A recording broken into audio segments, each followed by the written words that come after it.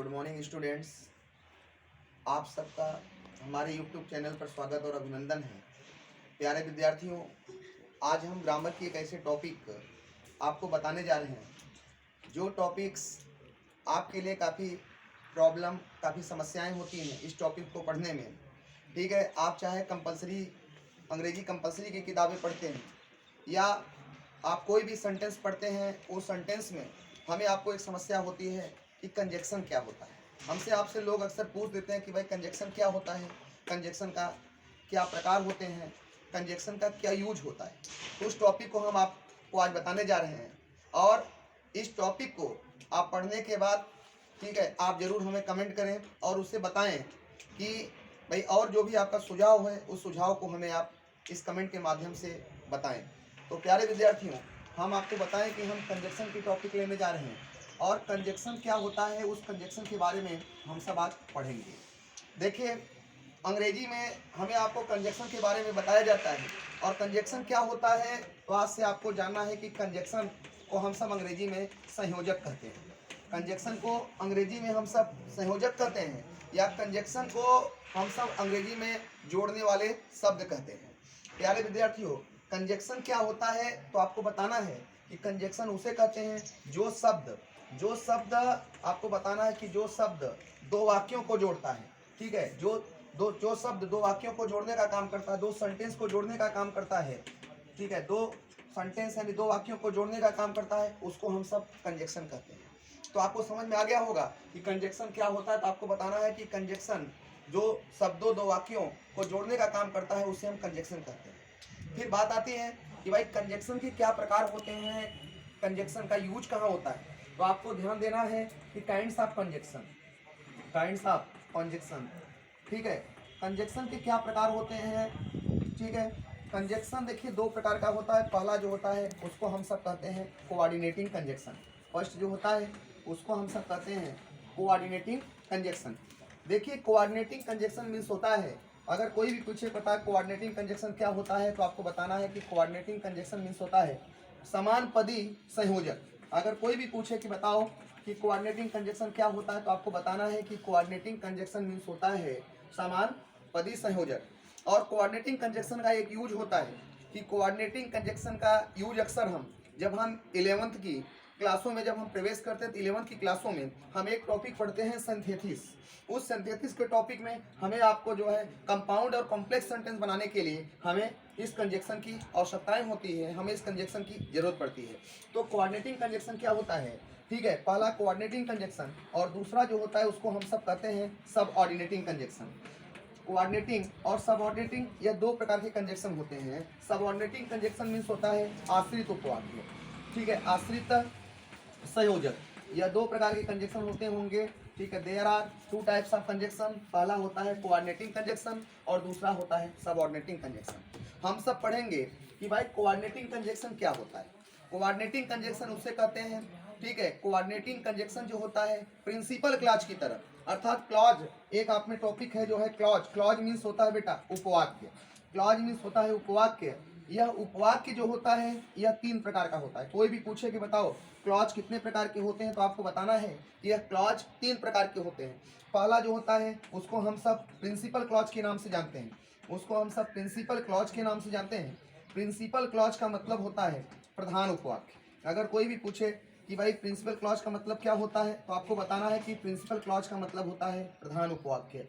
और दूसरा जो होता है उसको हम सब कहते हैं कोऑर्डिनेट क्लॉज। ठीक है, दूसरा जो होता है उसको हम सब कहते हैं कोऑर्डिनेट क्लॉज, यानी कोऑर्डिनेट क्लॉज की हिंदी होती है समान पदी उपवाक्य। और तीसरा जो होता है उसको हम सब सबऑर्डिनेट के नाम से जानते हैं, यानी सबऑर्डिनेटिंग कंजक्शन, सबऑर्डिनेट क्लॉज।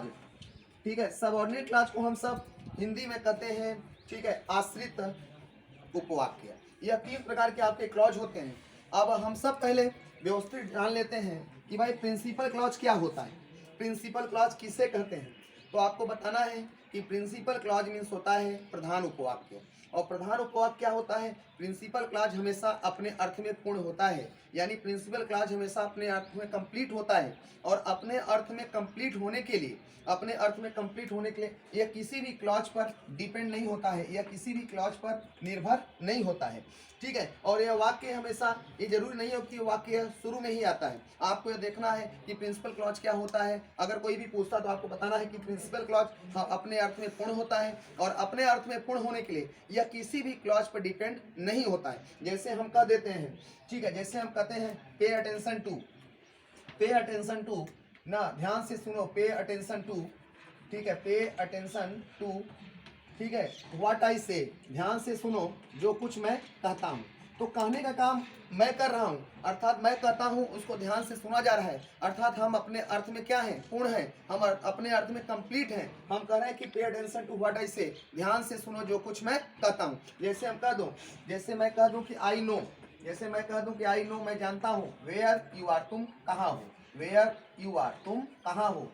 ठीक है, तो मैं जानता हूं अर्थात मैं अपने अर्थ में पूर्ण हूं, अर्थात ना अपने अर्थ में पूर्ण हूं, इसलिए आपका यह पहला सेंटेंस आपका क्या हो गया? प्रिंसिपल क्लॉज हो गया। तो प्रिंसिपल क्लॉज के बारे में अगर कोई पूछे तो आपको बताना है कि प्रिंसिपल क्लॉज अपने अर्थ में पूर्ण होता है। अपने अर्थ में पूर्ण होने के लिए यह किसी भी क्लॉज पर डिपेंड नहीं होता है, यह किसी भी क्लॉज पर निर्भर नहीं होता है। और यह वाक्य शुरू में होता है। जैसे एग्जाम्पल में आप ले लीजिए, आई नो, मैं जानता हूँ, वेयर यू आर, आप कहाँ हो। तो देखिए आई नो, मैं अपने अर्थ में पूर्ण हूँ, ठीक है, इसलिए जो है यह आई नो हमारा प्रिंसिपल क्लॉज हुआ।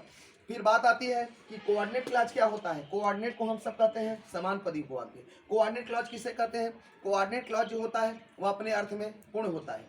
ठीक है, प्रिंसिपल क्लॉज की तरह कोऑर्डिनेट क्लॉज भी अपने अर्थ में पूर्ण होता है। अंतर मात्र इतना होता है कि ना प्रिंसिपल क्लॉज से या किसी न किसी कंजक्शन के द्वारा कोऑर्डिनेट क्लॉज जरूर क्या होता है? जुड़ा हुआ होता है। जैसे सपोज मान लीजिए विद्यालय का जो प्रिंसिपल होता है, अगर उसके अनुपस्थिति में सारा कार्यभार जो होता है वो वाइस प्रिंसिपल के ऊपर होता है, उसी प्रकार से यह कोऑर्डिनेट क्लॉज होता है। कोऑर्डिनेट क्लॉज जो होता है यह अपने अर्थ में पूर्ण होता है, और अपने अर्थ में पूर्ण होने के लिए यह किसी भी क्लॉज पर जो है, ठीक है, यह किसी भी क्लॉज पर जो है प्रिंसिपल क्लॉज निर्भर नहीं होता है। उसी प्रकार से कोऑर्डिनेट क्लॉज भी अपने अर्थ में पूर्ण होता है। अपने अर्थ में पूर्ण होने के लिए या किसी न किसी कंजक्शन के द्वारा, कुछ न कुछ कंजक्शन के द्वारा यह कोऑर्डिनेटिंग कंजक्शन प्रिंसिपल क्लॉज से जरूर क्या होता है? जुड़ा हुआ होता है।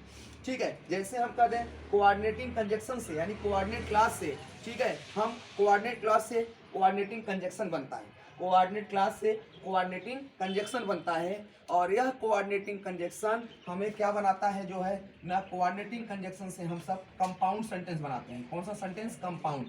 ठीक है, कंपाउंड सेंटेंस को हम सब हिंदी में कहते हैं संयुक्त वाक्य। ठीक है, अर्थात इस कोऑर्डिनेटिंग कंजक्शन से कोई पूछे तो आपको बताना है कि कोऑर्डिनेटिंग कंजक्शन से हम सब कंपाउंड सेंटेंस बनाते हैं। और कंपाउंड सेंटेंस के क्या काइंड्स होते हैं, कंपाउंड सेंटेंस का कैसे यूज होता है, इसका हम कैसे उपयोग करते हैं, ठीक है, इसको हम नेक्स्ट वीडियो में जो है आपको बताएंगे। ठीक है, आने वाले वीडियो में बताएंगे। इसलिए आपको समझ में आए तो मेरे इस चैनल को लाइक करें, सब्सक्राइब करें, कमेंट करें और शेयर करना आप ना भूलें। धन्यवाद।